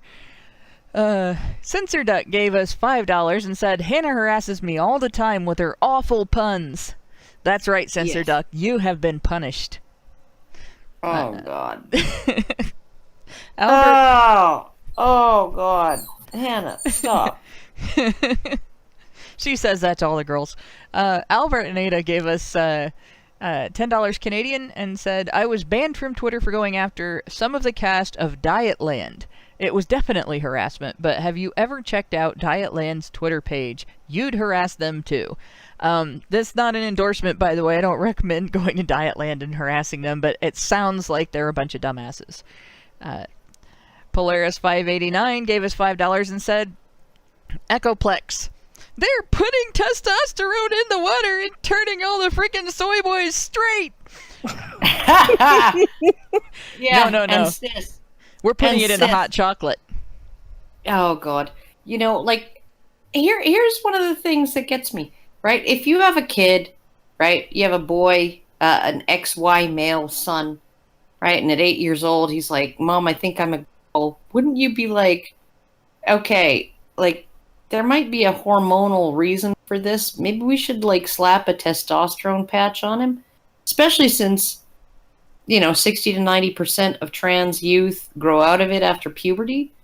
So wouldn't you just, like, try that before you try puberty blockers and cross-sex hormone therapy? Wouldn't you try complying with the way things are supposed to go? Before you take the drastic step of, like, irrevocably changing your child's life and complicating it? Like, wouldn't you do that? It strikes me that it's a self-serving thing for a lot of parents, that they there's a little bit of prestige among the social justice societies. If your child is one of the special, unique, unusual, which now that they're all special and unique and unusual and trans, that's going to be the norm, and it's going to be the other. Well, my child is handicapped. He's cis, but it's not for the kids. They're not doing it for the kids. Things parents do for their kids is they research what potential job prospects are going to come out of university and encourage their child to make good choices, so that their life will not be any harder than it has to be after they move out of the house. They teach them, good parents that care about their kids teach their kids the tools for interacting with people in ways that will not get them into trouble, and fitting into society as much as they want to, and being able to afford the things that they want and need in life, how to keep a job, how to deal with your figuring out your personal needs and stuff like that. They don't impose a narrative, a social justice narrative, that is going to lead the child to a lifetime of confusion and being ostracized and mistreated by other people, and may turn out to be false for that child. That's not something that you do for the child. That's something that you do to the child. Agreed, and I was sort of like, I've always thought, live and let live with trans people and all of that. But when they start sort of pushing this stuff for kids, that's when I sort of have to put my foot down and say, you wouldn't allow them to decide what time to be home at night, or, what their nutritional choices are, right? You wouldn't allow them that blanket decision-making power, but because they say, I'm the opposite gender, and I insist, then you're just going to allow them to make these permanent life-altering decisions. No, that's not okay. So I'm just like, I'm horrified by the guidance that's come down from the medical establishment in Canada, which essentially says not only should family doctors not be scared to prescribe puberty blockers, but they should actually consider prescribe. These are family doctors, mind you, not gender specialists, family doctors. They should also consider starting cross-sex hormone therapy as early as age 13. Yeah. All this from a joke comparing Echoplex to, dang, just had a brain fart, and I can't, the most famous guy on the internet, and his name just, like, slipped right out of my head. Alex Jones. Comparing Echoplex to Alex Jones. Turning the frickin' frogs gay. Yeah, no. Actually, what the chemical that he's talking about doesn't turn the frogs gay. So Alex Jones was totally fake news on that. It actually turns the frogs trans. There we go. But then we have Hoki Bukisa, gave us $2 and says, who pays the taxes in Bonobo Society? I think the bonobos are all tax evaders. The bonobos actually don't have society capable of paying taxes. There we go. Right. They have a society, but they don't have a civic.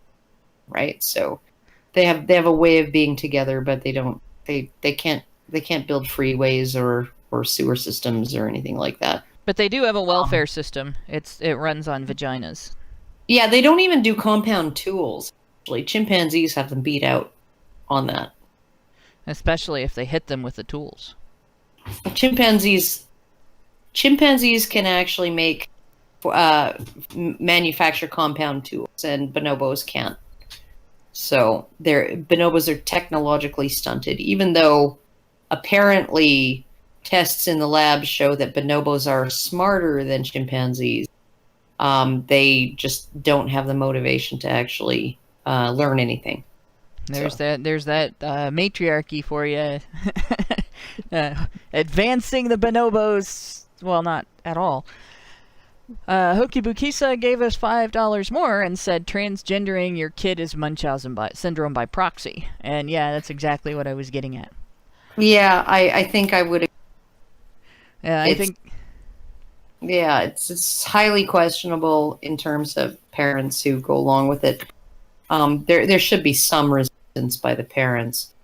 It doesn't need to be like I disown you, you're kicked out of my house, but there should be some kind of like at least gentle pushback from the parents if the kid comes out and says, at age 8 or whatever, I'm really, a girl or I'm really a boy. I think that there should be some gentle pushback on the part of the parents and like some wait and see-ness and take your time and be 8 years old for a while first.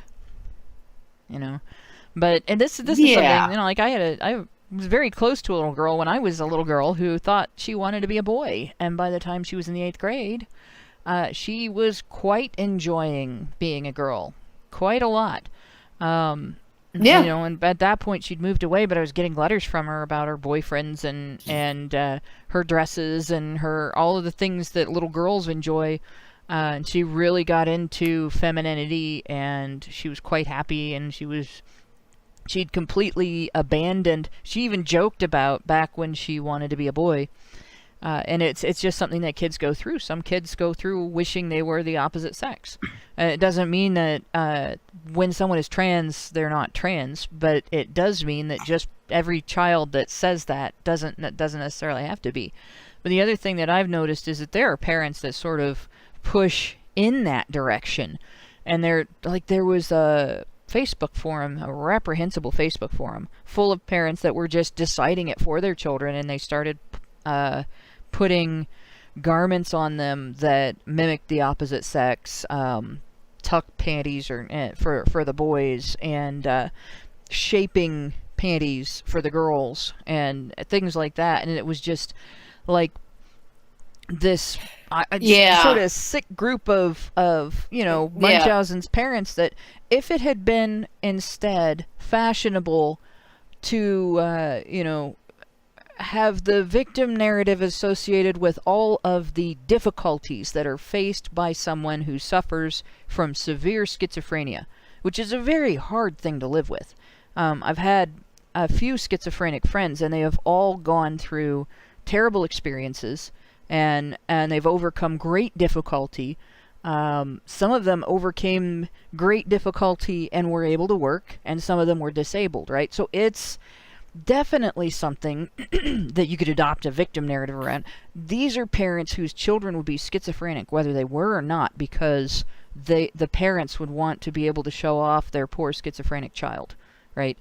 Not because they cared about the child possibly having this disorder and needing their help, but because they wanted everyone else to see them as the parents with the schizophrenic child.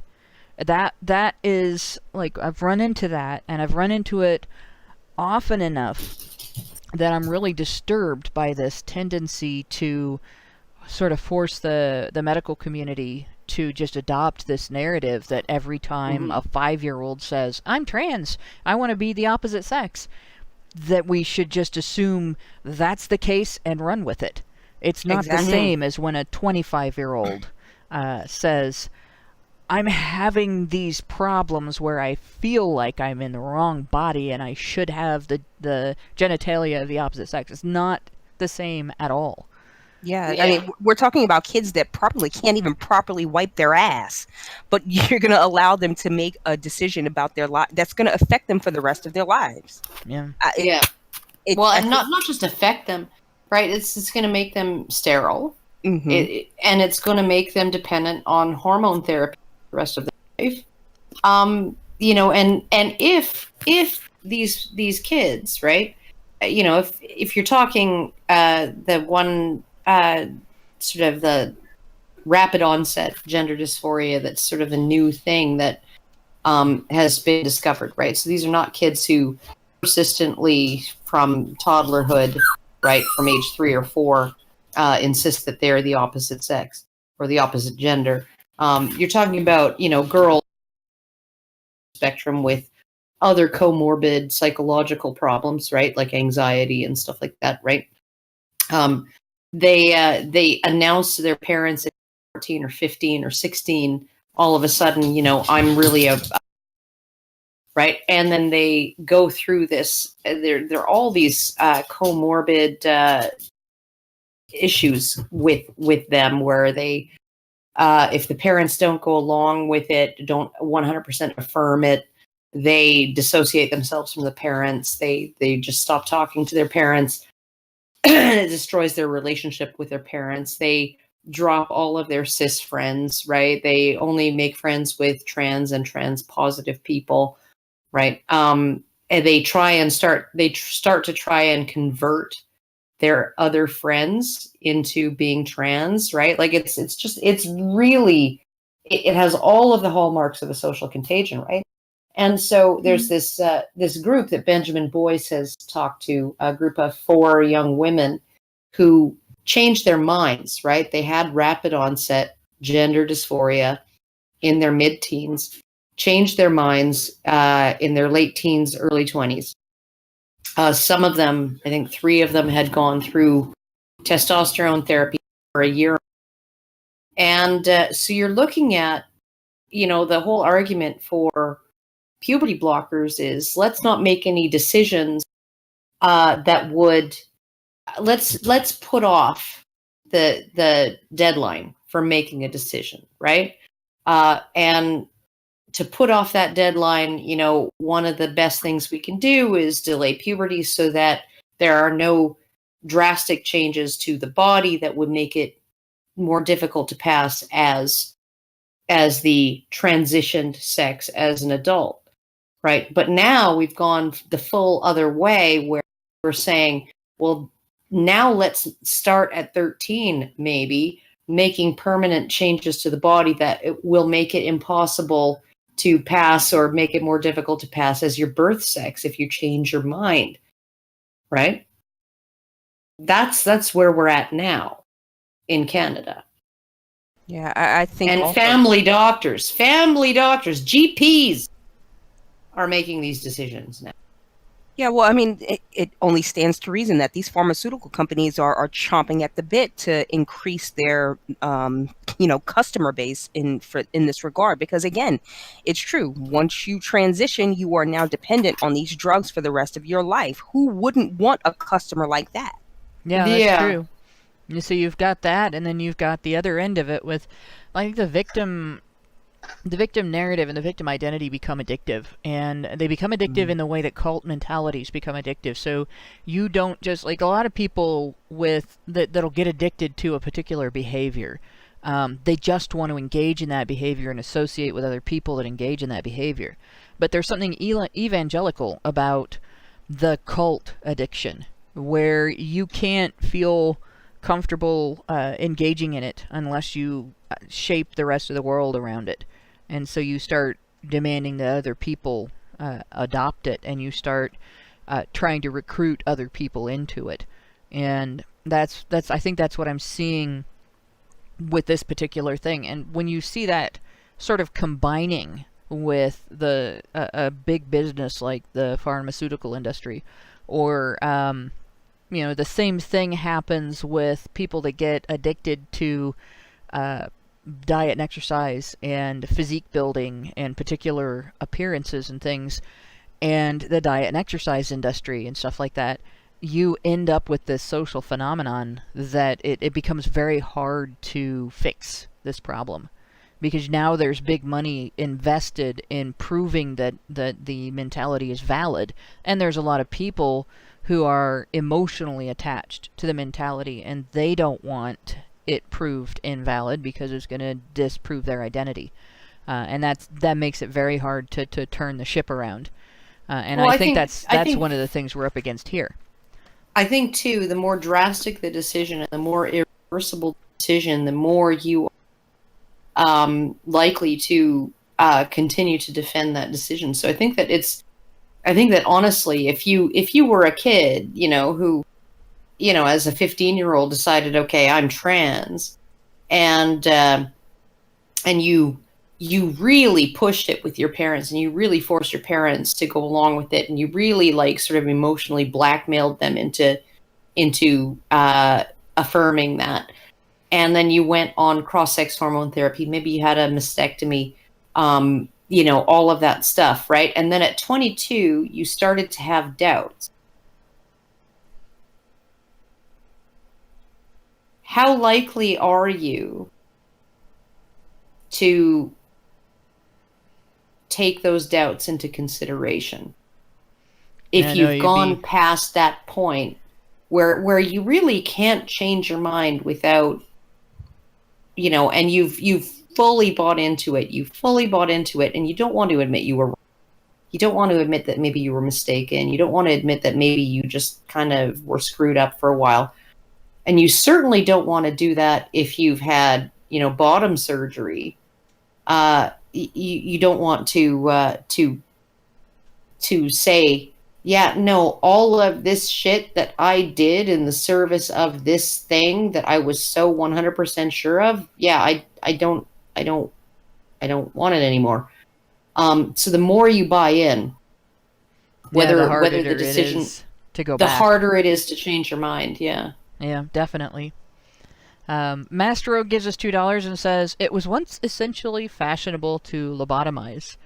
And, not to get another conversation started, but have you looked at our public school system today? With that, I think that's a good joke on which to end the show. So I'm going to thank everybody for listening.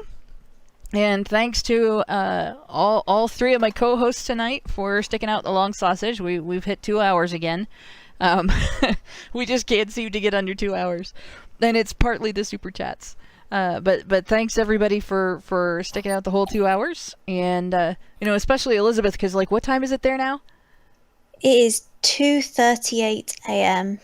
See, my God, go to bed, woman. Yeah, did I get a bit quiet? It's when a gal hangs out with me, I keep her up late. But and thanks, Karen, for getting Stuart by the Dead Milkmen stuck in my head with that reference to burrow owls. It's been running through my head through the entire show since the point when you mentioned the burrow owls. The burrowing owls, yeah, Yes. no, they deserve to go extinct. Because everybody knows that a burrow owl lives in the hole in the ground. If you haven't listened to Stuart by the Dead Milkmen, you have to. You'll understand. And also thanks to everybody that works in the background to make HBR Talk happen. So that's thanks to everybody, and good night.